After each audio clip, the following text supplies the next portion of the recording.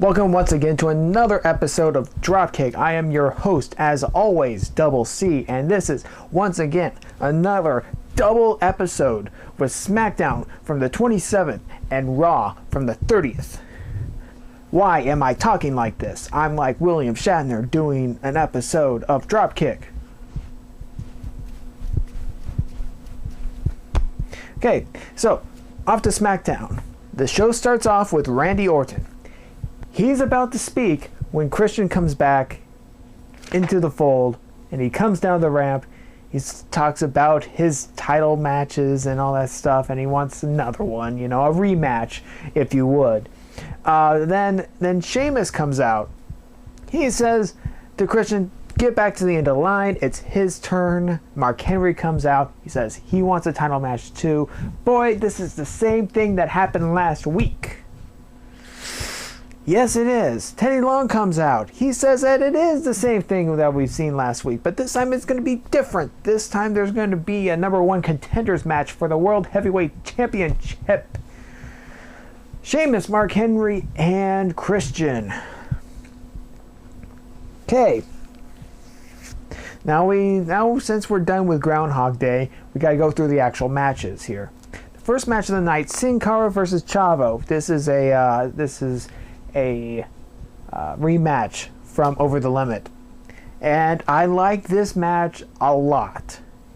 It was very technically sound. It was high flying. It was action packed. I still don't get the lighting part.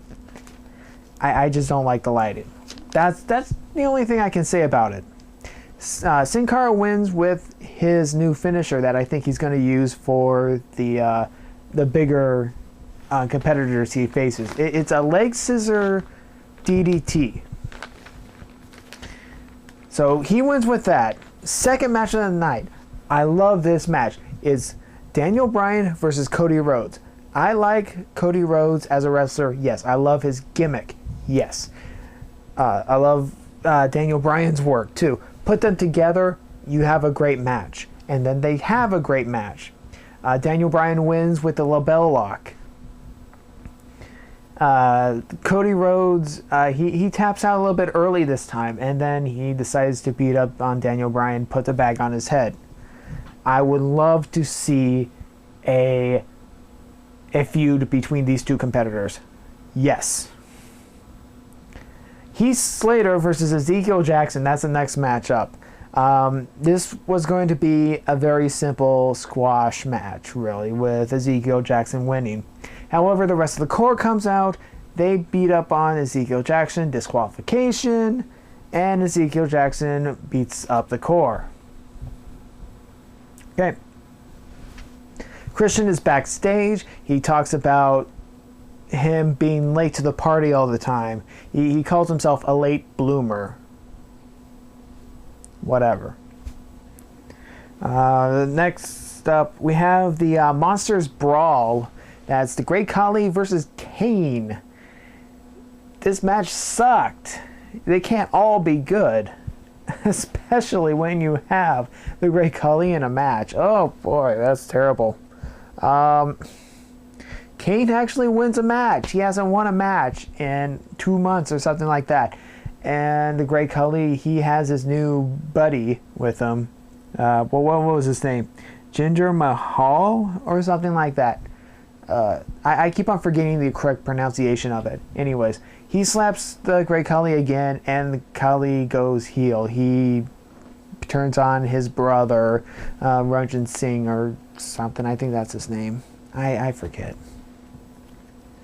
Next week, we're going to have the world title match with the number one contender versus Randy Orton. Okay. Booker T goes into the ring. He wants to do a little interview segment with Michael Cole. He talks about the Over the Limit match and pretty much makes fun of Michael Cole.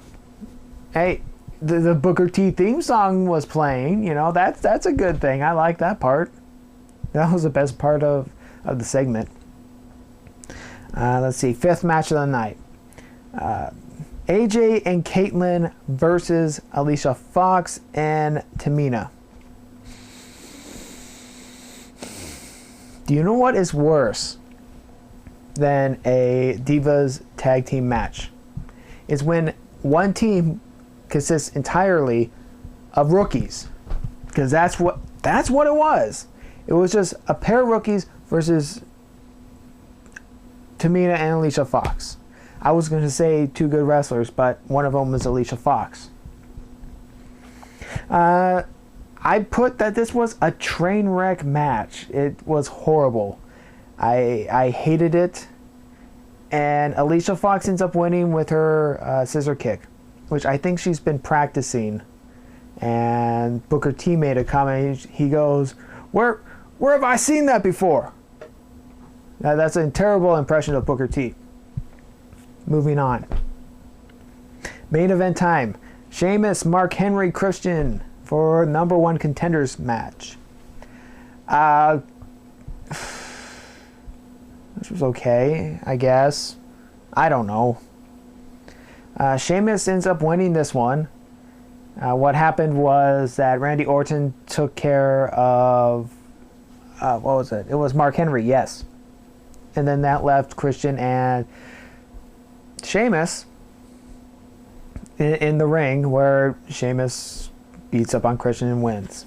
So next week, we have a title match between Sheamus and Randy Orton for the World Heavyweight Championship. Something that we've already seen, not exactly my best pick. However, face on face is getting kind of old.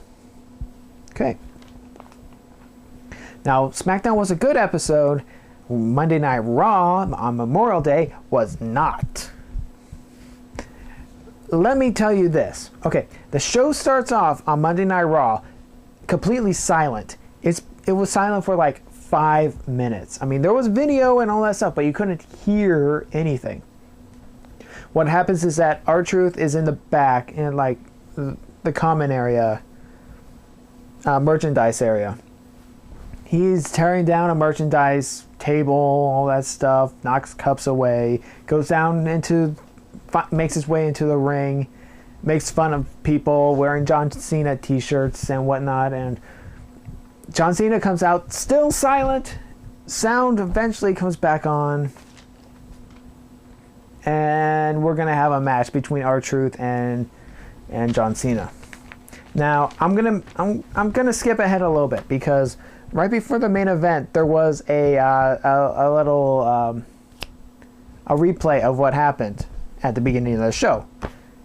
This part had sound, so you can actually tell what R-Truth was saying. Okay, that's fine. Now this makes me to believe, well, obviously there's only two possibilities of what you can make of this. It's either a work or a shoot. Now if it was a work, they intentionally cut the sound out to give R-Truth a conspiracy gimmick, so to speak. If it was a shoot, or if it was real, then their production truck needs to be severely upgraded or something like that. It was very unprofessional. It kind of reminds me of the time when William Regal was GM at the time, and he went to black on a WWE title match. It's one of those things that gets really annoying, and it's like, what are you doing? I mean, it's fine if you wanna, you know, hate the heels, hate the bad guys, but the show itself, what's going on? Okay, so we got some matches to go through. We have Kofi Kingston, aka Skittles, versus generic Ziggler. However, Mr. Ziggler is no longer generic. You see, he re-dyed his hair. Yeah, he's now back to platinum blonde, which I think is a lot better for him. All he has to do is grow out his hair a little bit more, you know, and then he can be back to old Ziggler. Dolph Ziggler wins with the zigzag in a back and forth match. So we should see Dolph Ziggler versus Kofi Kingston again for the US title, which should be an okay match. See, Alberto Del Rio comes out. He talks about the Big Show. He starts running over the Big Show. And he said that it's the Big Show's fault, basically. Big Show is going to be out for a while. Okay, the Bella Twins versus Kelly Kelly and Eve. I gotta say, this is going to be the longest Divas match that I've seen in a long while. This match must have lasted 5 to maybe 7 minutes. Really. Let's see. Kelly Kelly wins with a standing famouser. This is her little mini push because she's on the Maximum 100 list. I don't know where she's on the list, but I'm guessing in the high 90s. Michael Cole goes into the ring. He says that he wants Alex Riley to apologize for what he did to The Miz. Alex Riley comes out with new music, which I might say is pretty catchy. I have yet to hear the whole thing, but what I've heard is good. Let's see. Alex Riley comes out. He says that he doesn't want to apologize, and he's not going to apologize. And Michael Cole calls Alex Riley a bastard, which isn't very PG, mind you. Then The Miz comes out. He attacks Alex Riley. Alex Riley hits The Miz some, back and forth, back and forth, back and forth. Whatever. Hey, third match of the night. We got CM Punk versus Rey Mysterio.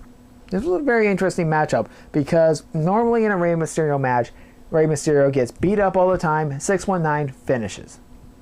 However, CM Punk out-wrestles Rey Mysterio and wins the match with a very stiff kick to the back of the head. I liked it.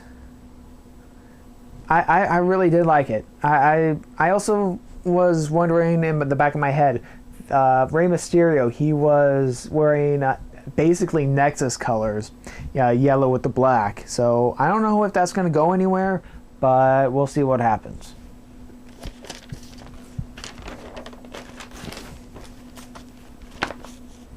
Okay, and now we go to Karma's interview. And not really interview, it's her promo. It's not really a promo, it's more like going away promo. She's been built up as this monster, this heel, and now she's bringing out the face side of her. She talks about goals and all that stuff. Evidently, she's pregnant and has to leave for about a year. Let's see. The Bellas come out, call her fat. It was really inappropriate. Just go already. Just shut up. Shut up. Fourth match, Jack Swagger versus Evan Bourne. Again, just like in the last match, this should have been a squash match. I meant last week. It should have been a squash match, but it didn't this time. Evan Bourne rolls up Jack Swagger after Jack Swagger was beating up and schooling him in the art of professional wrestling. Swagger's obviously upset. I'm upset because I like Jack Swagger. And Jack Swagger better be on his A game because July 4th is coming up, and guess what? That's going to be on Monday night. So he better go out there. He's the All-American American. Let's see, what's next? Oh yeah, the main event time. Woo! We got R-Truth versus John Cena. Like I said before the match, they actually played back what R-Truth said with sound this time. But this match absolutely sucked. I mean, it was horrid. R-Truth was just basically killing time. Going outside the ring, going back in the ring. Somewhat 5 moves of doom, and then he goes back out of the ring. He lures John Cena outside the barricade, and then quickly gets back in the ring before the count of 10. It's a count out. It's a count out. And so, yeah, this is exactly the type of thing that you play on one of these WWE or other professional wrestling video games like Warzone or Attitude or any of the Smackdown games, your character obviously isn't strong enough. So they go out the ring and lure the enemy, the bad guy or whoever you're facing, and then you do a move and then you run back in the ring by the count of 10 and you win. That's how we did it. That's how R-Truth did it. It doesn't seem very good on TV, I'll tell you that. That was terrible. So that was SmackDown and Raw. The next SmackDown episode will come up shortly or whatever. I'm looking forward to it because there's actually good wrestling and wrestlers on SmackDown rather than Raw. The matchup was Sheamus and Randy Orton. I don't know. I'll watch it. Obviously, I gotta. Randy Orton can work a match. That's all I can say. Okay, so I've been doing this. This is the second time I've done this for this episode of Dropkick. I'm your host, Double C, and this, yes, has been a Dropkick.